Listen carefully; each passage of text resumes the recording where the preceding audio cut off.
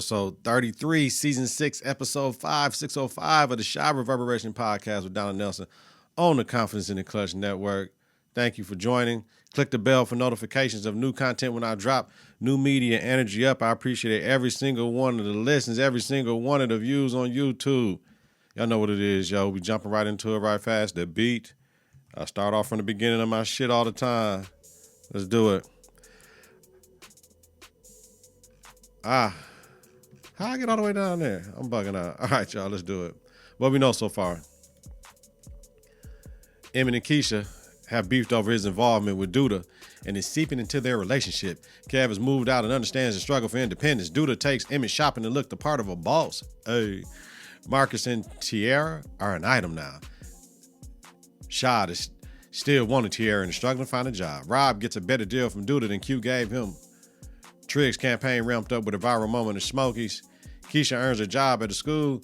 Emmett buys Tiff a car. Jake is selling merch now. Papa likes a 19-year-old at work. Kev and Maisha kiss. Trig wins his councilman seat. Duda kills a young boy in the lounge with Emmett present. Tracy wants to have some growth time for herself. Duda shows up and things are the same with her and Tracy. Episode 602. First day in. Office. Trig gets a surprise. Jamal is out of jail in his office asking about his sister Lene and can he help him find her. Emmett and Keisha hash out growing pains in their relationship. Tiff gets introduced to Cairo, a dealer and grower. Dante's connect. Cairo questions her about the whys and hows of the business and what she's doing. Maisha gets the approach to be an opening act at a show. Darnell talks to Emmett about trust in Duda. Tiff and Rob talk about growing their business and getting away from Duda, taking their business away from Duda. Emmett and Duda go look at a crib on the west side. Duda talks about expanding, opening up the Smokies on the west side and helping the brother out get to the crib. Sandy talks with Papa and Bakari about following the word. Papa questions him doing the same. Papa and Kenya find out they're both PKs, preacher's kids, and start to bond. Trig vows to help black men with their mental health and asks Lene if she wants to see Jamal, and she agrees. Cairo meets with Tiff and Rob and says he'll show them how to grow and run their own shit. M shows Keisha the house and she loves it. She wants to be on the paperwork and wants Duda to know this is a loan. Kev shows up at Maisha's show and they talk about their situationship. Ooh. Rob asks his mom, Alicia, for $50,000 to start up a business. She wants to know who killed her brother, his uncle, and then Rob asks for $100,000. Episode 603. Emmett leaves the apartment and Tiff stops by to talk about old times. Keisha's getting things together for the housewarming party. Papa comes to Kenya's assistance at Smokies. Keisha and M shows growth from where their friends are. The housewarming scene is where new plots were unveiled, which led to mad more issues between two parties. M and Keisha, the stress of moving, a blended family, and Nuck and Keisha. M and Duda, the gift of a gun. Keisha and Nina over moving too fast for M. Rob and Nuck over who killed Q. Keisha and Tiff over EJ calling RJ a bitch. M and Tiff over co-parenting. Darnell and Duda over the gun and the threat. Lene tells Bakari she doesn't want to be with a street nigga, but trust he will be careful in the streets. Trig asks for Tima to move in with him. She says yes. Darnell takes the gun and M doesn't know where it is. 604, the 420 episode. Roz lets Duda know Q was an informant for the feds. M, Vic, and Shad chop it up, and Vic wants them to come and talk later at a little man session, a little group session, therapy session. M still can't find his gun. Tiff and Rob talk about getting things together for their business. Shad helps Duda at the chop shop, and Duda offers him more money if he wants it. Marcus lets Gemma know her time is running out before she has to make her college decision. Fatima is getting drilled by her aunt and mom about her moving in with Vic and all that. Roz tells Vic to keep quiet. Nuck offers Stanley money and he refuses. Vic have the man meet at the Rock. Darnell tells M he has the gun and watch the company he keeps.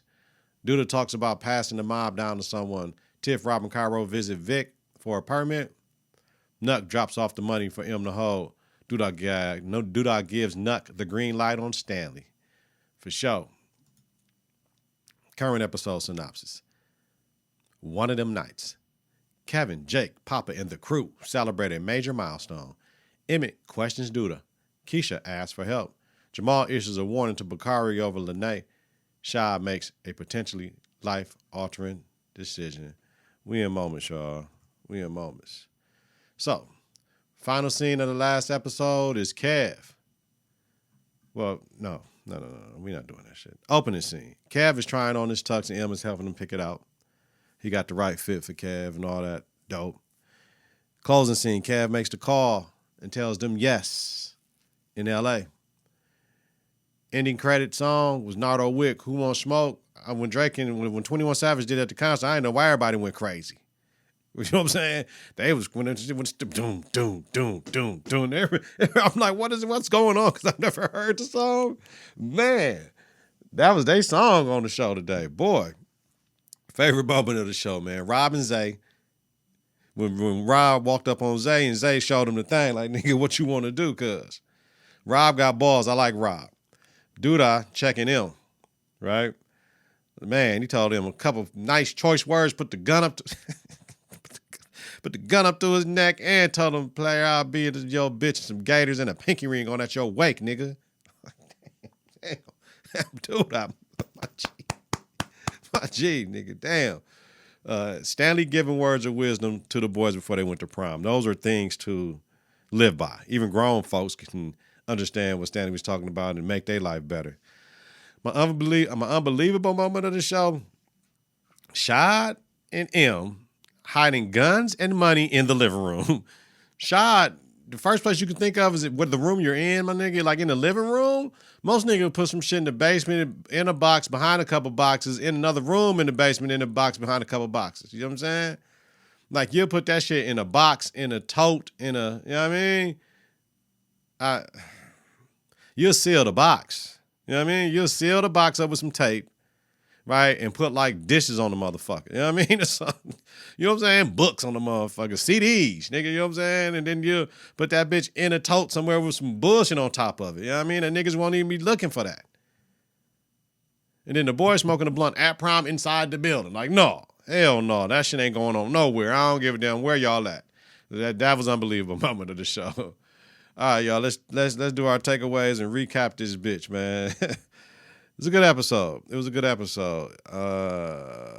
Let's talk about it. Kev is trying on his tux. That's where we start at, right?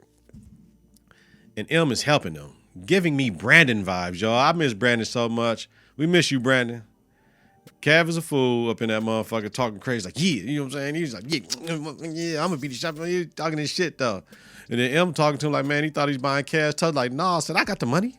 Kev like, no, I got the money. You know what I'm saying? It is what it is. Like, a team in LA wants to sponsor me for my gaming shit. You know what I'm saying? They want to move out there. You know what I'm saying? So he's going to think about it. M like, man, what about the shit here and all this shit? Like, nah, you know what I'm saying? He's like, I mean, like, nah, nigga, we ain't, nah, I got to do what I got to do. So we got Papa asking Kenya to prom and shit. I don't know how that happened. I guess sex will make it statutory rape, right? We ain't doing that shit. Then it gets back to Kev wanting to leave for a bigger opportunity. M talking about building his legacy in the city that raised him. M gives a valid point about niggas leave and get it popping somewhere else while their hometown dies. But not too many real niggas left. That's what M said. Now, the thing is, you have to go where the opportunity presents itself. If LA is offering what Chicago won't, he has to go. Too many times we stay where we're supposed to be at. I'm 46 years old. I've been here far too fucking long. There's no opportunity. This is one of the worst places in America for black people. So we condition to be in this motherfucker. You know what I mean? You're only doing certain things. It's the worst place to raise a black child in the United States of motherfucking America. And we stay our dumb ass here raising our black kids. We are brainwashed. We are bamboozled. We are tricked to be in here in this punk ass city that I live in. So, yeah, get the fuck up out of here, man. We tied to the wrong shit. Most times our parents or our kids do why motherfuckers don't make moves, man. That's why motherfuckers need to go to college away from this bitch. Duda and Bakari walk through the garage. Bakari picks a vehicle for the prom weekend. It comes with a caveat, though, because B still ain't found a place to stash them guns.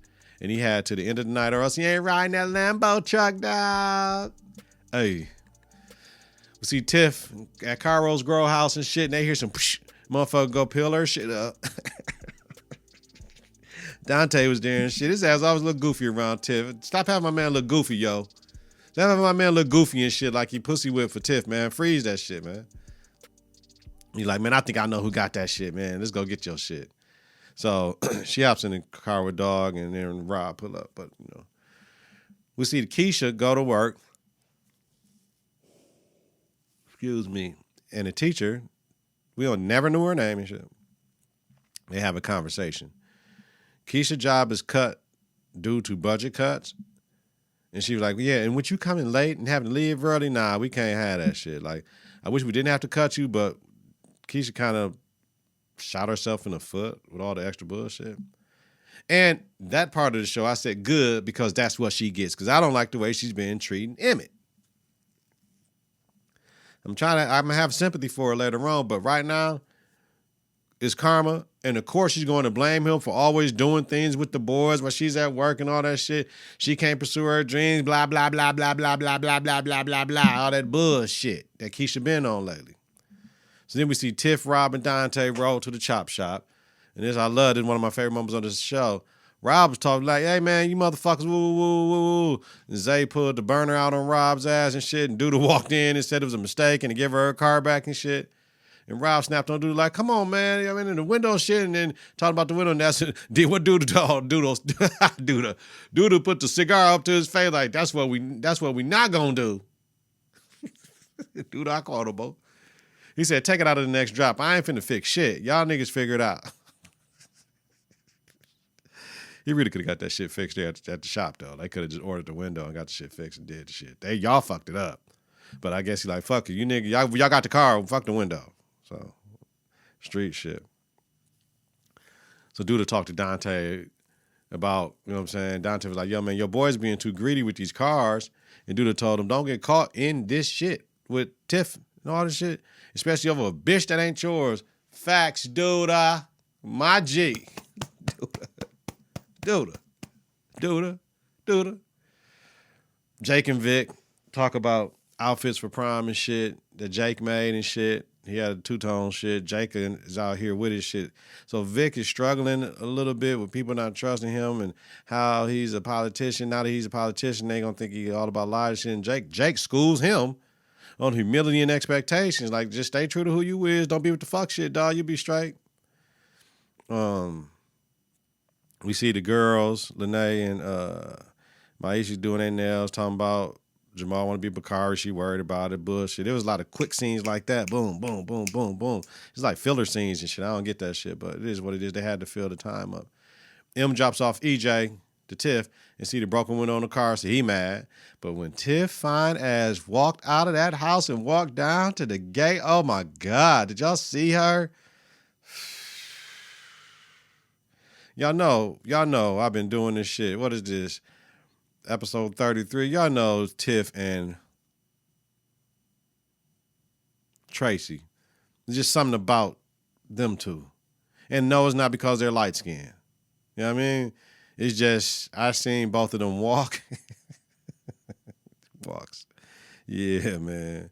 Yeah, man. I like Nina too, though. Don't get me wrong. And I'm telling y'all, Dre is on power. Dre got some shit too. Dre just, you know what I mean, the bro. Yeah, but motherfucking that Tiff. Let me tell you something. That's Chicago fine right there. You know what I'm saying? That's Chicago fine. Man, the women in Chicago, man, they shit. Chicago women, fire. All right, I'm back, y'all. I'm back. So M asked Tiff about the window and why she didn't call him about it. Nigga, she tells the story, right? And Tiff let him knows about her stepping off from Duda and growing my own shit. I don't, fuck that. Don't get caught up, G, trying to go and ask Duda what happened. You know what I mean? She's telling you who the fuck you are and your place in her life, nigga. I didn't need you, nigga. I got a nigga. What she does, M. Don't revert to old bullshit running behind your old bitch. All right. I'm Duda now. Lene asked Bakari where he got the truck from. You know where he got it from motherfucking Duda, Lene. Quit acting stupid. Some of this Lene Bakari shit is dumb. They need to take this shit out. Bakari told Lene he loved her and she said it back and shit like that. Like, what y'all thought? You know, this nigga ain't got no L's, man. Cut it out. So M comes home and Keisha tells him she lost her job and here we go with the bullshit. Emma's like, well, at least you're not as overwhelmed anymore. You know what I'm saying? You were juggling a lot. And she talking about, yeah, helping you. Oh, God. So wait a minute. So as a mate, you're not supposed to help your mate? You're not supposed to lean in and all that shit? All this shit we got. You ain't supposed to lean in and help with the shit? I told y'all everything is M's fault. That's why I didn't like this shit. He can't win with her. M, at this point, pack her shit up, send her home to her mama, and let that shit be what it is. Y'all don't have no kids together, so fuck that shit. Let that shit ride. She's not ready to be a cat woman or your woman, nigga. You know what I'm saying? Yeah, she talking about the job meant a lot to her. Well, why was your ass? Get your ass there on time and stop leaving early if you ain't got to. She's talking crazy to cuz, telling him it's his fault because she has to pick up his slack because his business demands him to be away from the crib and he's out there living his best life. What? You need a nanny so you can get to work? No. Nah, I ain't feeling, y'all know I haven't been feeling the whole Keisha shit anyway because they making her intolerable. B. M, she gotta go.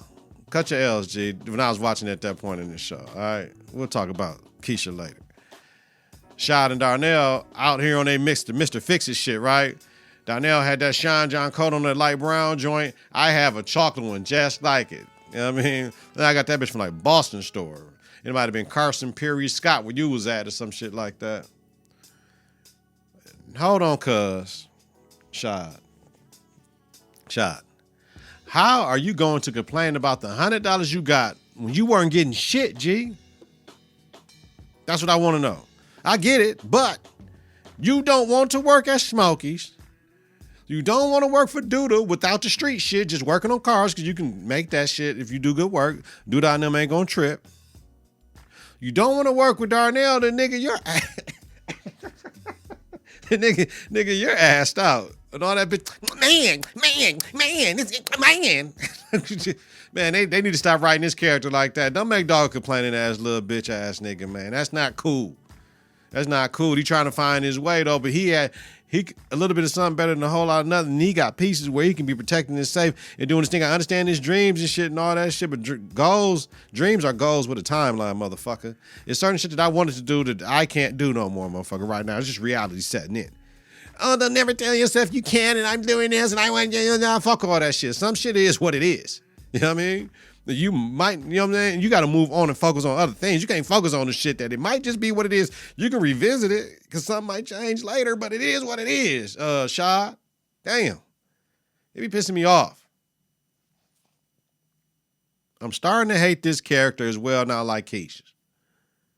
Darnell told him right, though, you know, if your woman ain't stressing you, you do what you got to do to make her life easy as hell at the crib. If she the leader, if she financial and all this shit, man, you just got to do what you got to do. If you can't stomach that, if you can't handle that, you're going to have to get the fuck up out of her crib, nigga. Because you won't take other routes, G. She says she can get you a job. Sometimes you got to have humility and be like, I understand. I don't want my woman, daddy to give me a job and all that. Well, nigga, what you gonna do? You know what I'm saying? You ain't got no other job. You don't want to take no other job. So if a nigga be like, damn, fam, we could have got you the job giving you the $30 an hour, but you want to take the job that's the 12. We respect you because you took the job that was 12 because you said you didn't want my help. I get all that shit. I get all of it, but come on, G, stop it. And that music sample entering the next scene is a splice sample. And they was playing shit over the shit. And I had a fire beat to it that I put like a couple drums to it. Let me play it. I don't have this shit hooked in an audio interface. Y'all just got to hear it over the studio monitors. Yeah. That's that. Yeah. And I had a John Sweat. Come on. Yeah. Confidence in the Klutch Productions, baby. Okay, yeah, I had multiple. Okay, I'm back. I had multiple drums to this shit though. But yeah, the music be fire on there. All right. Gemma getting dressed, and Tierra just walks in her room. No, nigga, not in this house, not in my house. Always announce yourself and open for me, cause I'm the parent. I pay all this shit up in here, yo, whatever. Or to knock to make sure the children weren't getting dressed and shit. Like, yeah, and that dress was fucking hideous. And good, here you go. That dress is hideous. And when Tierra said, that dress is hideous. Did you buy it online? That was your first mistake. Like, damn. And it's certain motherfuckers move certain ways, man. It's certain shit that I don't eat. That don't mean I think I'm better than motherfuckers that eat it. It's just certain shit that I'm not doing that. You know what I mean? And I try not to call people out. Some shit you just can't do. So that was a quotable for Tierra, right? I must say, some of this shit women get from online that looks cheap, is cheap, and that's cheap, looks cheap. Motherfucker, how about that? I'll say that. Leave that shit alone. I'll leave it alone. Tierra offers to take her shopping. Jimmy bucks at it at first, and Tierra says, either me or your daddy gonna take you shopping. And she try to get some fly shit. And Marcus walked by and grinned at it like it because, you know, the little issues he was having with the shit, all right? And you go to Nina and Dre, they hollering about Dre's ex-bitch, and you texting her until 11 p.m. Nina said the same shit Keisha told him about, you out here living your best life. So I love Dre's attitude and responses, no yelling of her voice. Boy, when I grow up, shit. You know what I'm saying?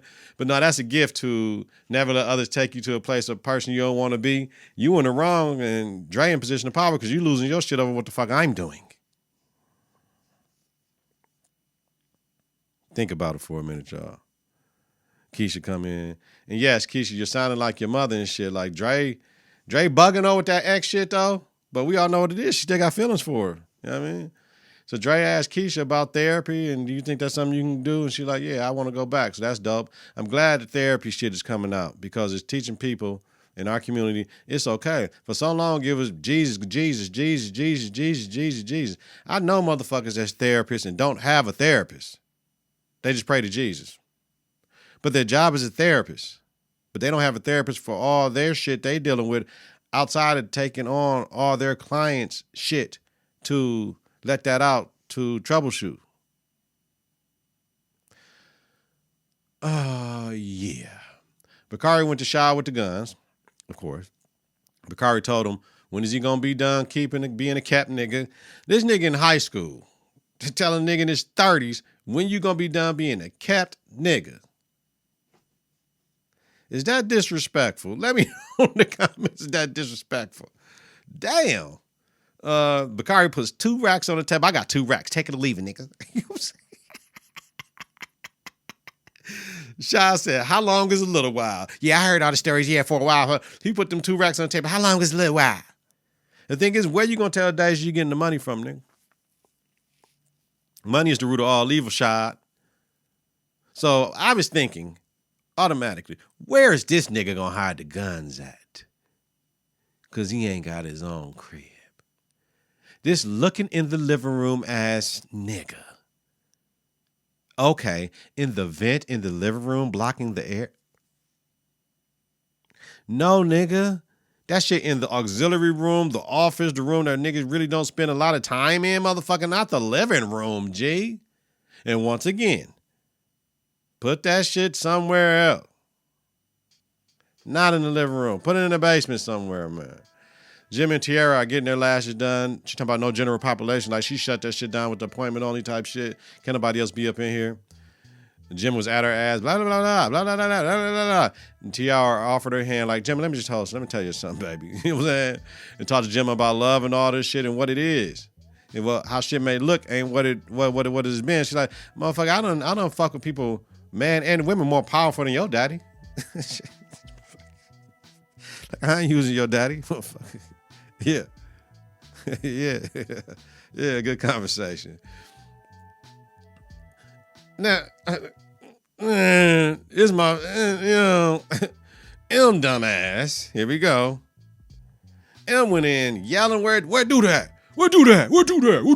Nigga, what you gonna do? You ain't even got your strap with you. You know that was, you know that was Tiff's car. Nigga, do you know how many black Altimas there are though, nigga? Like, I mean, Duda told him right, nigga. Like, come on, man. Fuck out of here, man. You're a day late and $1 short, young man. Your woman came in here with 2 other niggas to get that shit and she didn't call you. I would get up if I ain't had these headphones on, nigga. Yeah. Man, he checked the shit out of that nigga. Yo. This nigga had the balls to tell dude, fuck you. What you say? Fuck you. Yo. Duda put him in his place, though. Then you can't, come on, man. Come on, fam. So M is bucking now, nigga. What are you mad at, M? This nigga making, I mean, you could have said no to a couple things, nigga. You didn't want to. You didn't want to, M. Y'all don't write M the back being a stupid ass nigga, man. Because he can be a liability to do that and then get rid of his ass. Nigga, check your dick at the door, sir. I blame his actions on Keisha, though. He's not thinking clearly. He's trying to be everything to two women that don't want him to be him or don't want him to be whoever the fuck you want to be. Dude, I told him right about tripping with the wrong motherfucker, because you'll be dead. You'll be dead, nigga. You'll be dead. Tripping with the wrong motherfucker, and I'll be at your wake, nigga, with gators on and a pinky ring. Shit. Do the quote of a man. Do the quote of a man. Duda. My G. Duda. Duda ain't playing with these niggas no more, man. I'm glad they're making him more ruthless this season for sure. They better stop playing with that man. No, he did some cornball shit later on. They get it right. They do shit right, and then they do some cornball shit, man. Stop with the right shit, man. Let that shit just be gangster. Is it gonna be gangster or not, man? Let a player know, man. So we see Papa getting ready. Stanley wants to meet the girl and talking all this preacher. God said all this shit, right? They had that church conversation, PK shit. That's mad pressure on the youth the more I look at it, though. Right? You got to be good all the time. You got to be Jesus to your parents. But your parents ain't got to be Jesus to you. Make it make sense. Bakari comes in looking fly as fuck. You know what I'm saying? Bakari tells Stanley Lene wants him to meet Jamal and all that shit.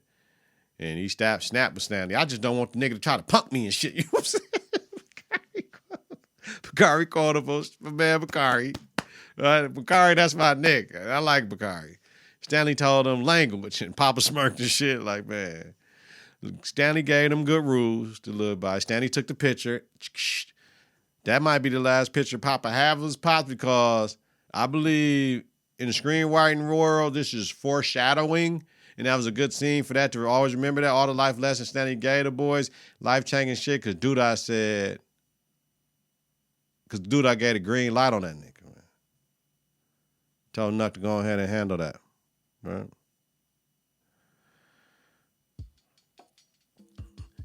M's at the crib having a drink.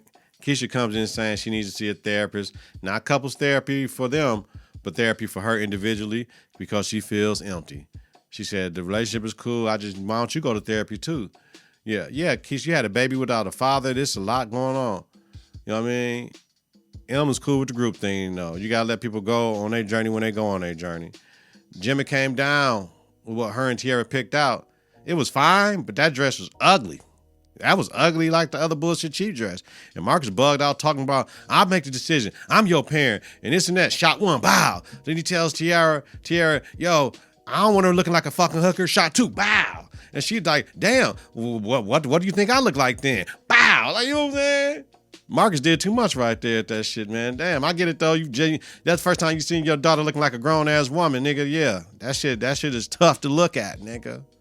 For sure. So we got the boys together and shit. Kaz secretive about his dating shit. The boys are present. Kenya can't come to prom and shit. Like, I can't come, sorry, but come by later. My parents are out of town. Papa was straight with it though, like, yeah, I got me an older woman. I'm gonna be on my grown man shit. Don't worry about it, please. You know what I'm saying? The send-off is from Jake's crib. Jimmy's dress is better than the first one she picked out. That one was dope. And of course, Tiara brought multiple dresses. She ain't no bird. Kevin and Maisha come out together. That was dope, so now everybody know. Jamal had that real conversation. Bakari stood tall. You know what I mean? That was nice. The line of vehicles was fly. Then we see at the little lounge and shit where Duda and them like to be, Rob's mom, Alicia, is there with Duda's lady, Bianca. So mom's Alicia doesn't want Duda to do stupid shit up in there. He already killed the motherfucker up in there. Because moms ain't feeling Duda with the shit with her brother getting killed. Told Bianca, you owe me for me fronting you the money on this motherfucker. And I'm going to call you and you'll know when I need that shit. That's gangster shit. That's how gangster women from the Chicago move, nigga. That's how I go, G. So we get to prom. Maisha prom queen. Jake prom queen. King dope. Kev let the boys know he might move to LA. Jake said he should go.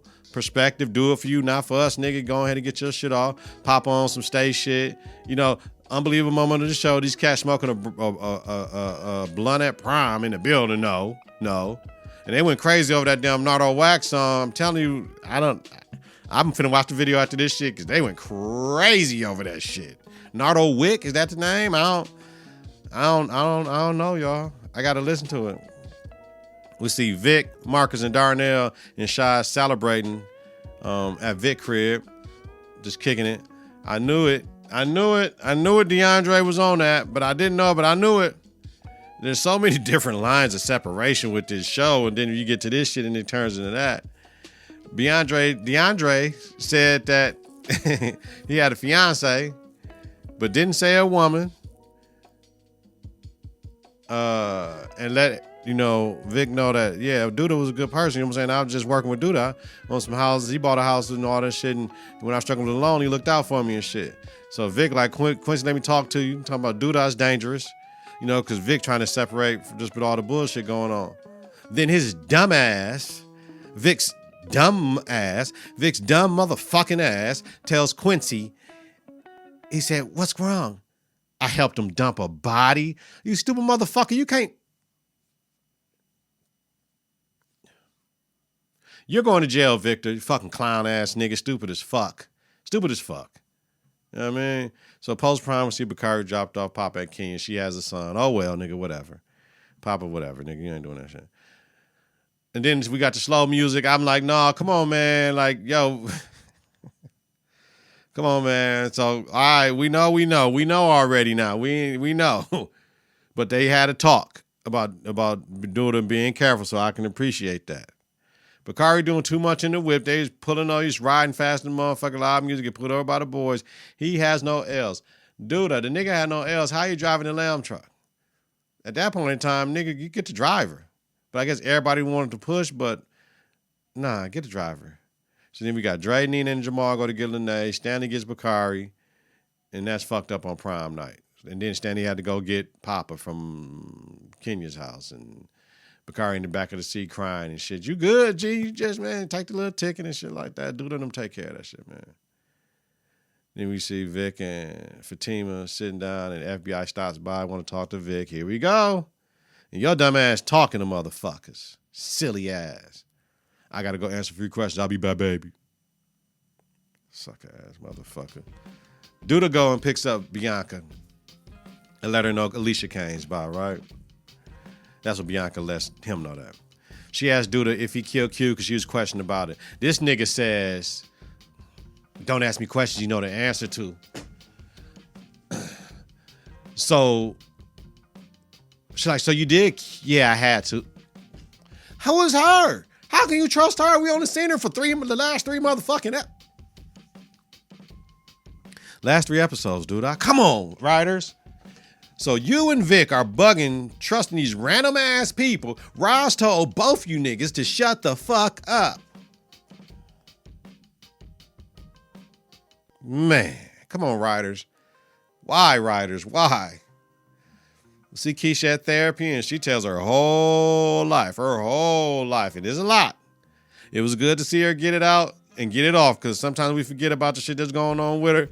Keisha, I got you, baby. All right? I need her just to take care of her shit positively instead of blaming him for the shit. Thank you, writers, for showing the mental health struggle and how it can fuck up so many things in your life if you don't get your mental health checked, just like that knee and that elbow and shit. Thank you, because everything is a conversation. Thank you, writers, for putting that in there. Kev and Maisha kick it at the crib. Kev asks her about LA if it could help her career. Kev, smart as fuck, planting the seed. Now he's set the plate to offer her to move with him to LA. You know what I mean? He's smart as fuck. She told him what he needed to hear. I ain't staying here for nobody. I got to get away from motherfuckers. If my opportunity to lie somewhere else, I got to go get my shit. And now he can make a decision, and he makes a decision. Keisha goes home, finds all the money in the living room, because this idiot-ass nigga throws in like the fucking blanket thing in the living room.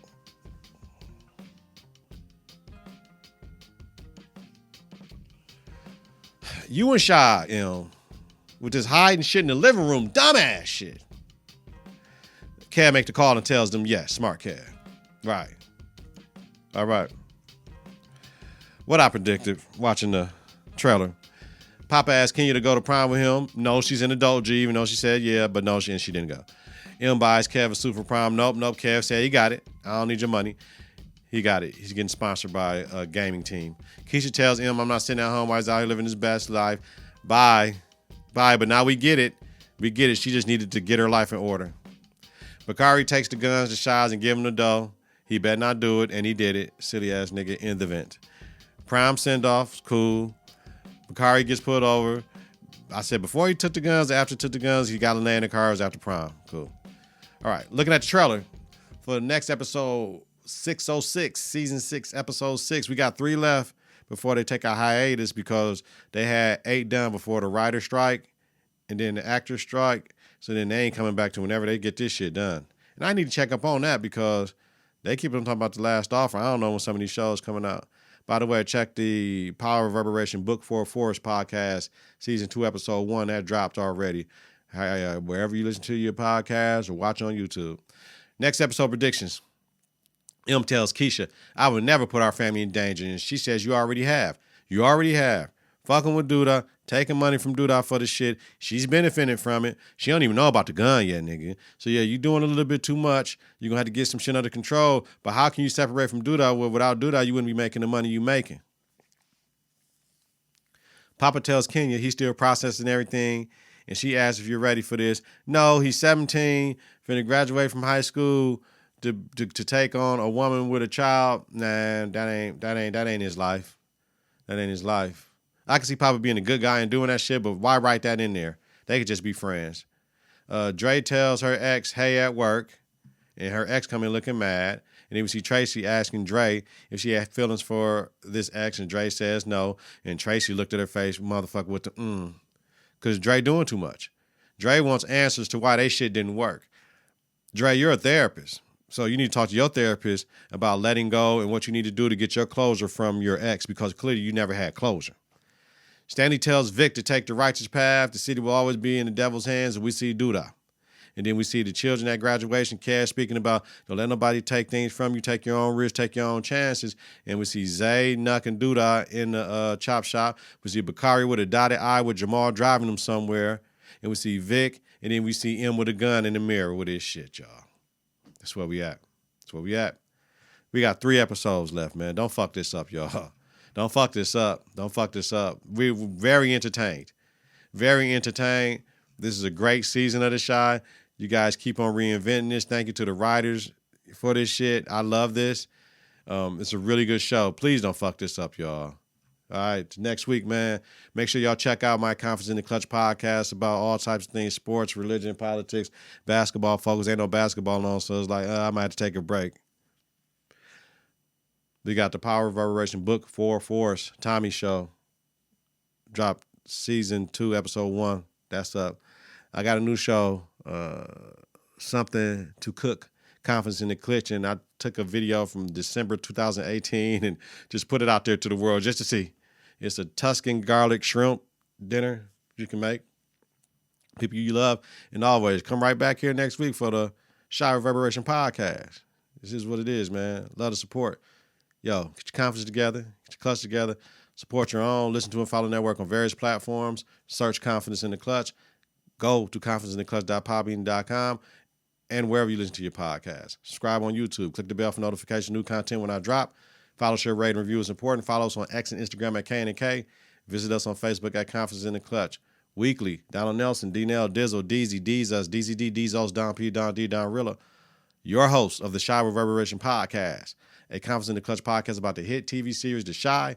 Have a safe and healthy night. Have a safe Labor Day weekend. Stay away from the motherfucking fools out here. You hear me? Credit great day on purpose. If you listen during the daytime, credit great day on purpose, y'all.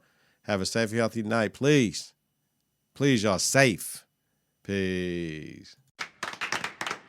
3, 2, 1. Konfidence on 3, in the Klutch on 6. 1, 2, 3. Konfidence. 4, 5, 6. In the Klutch. Konfidence.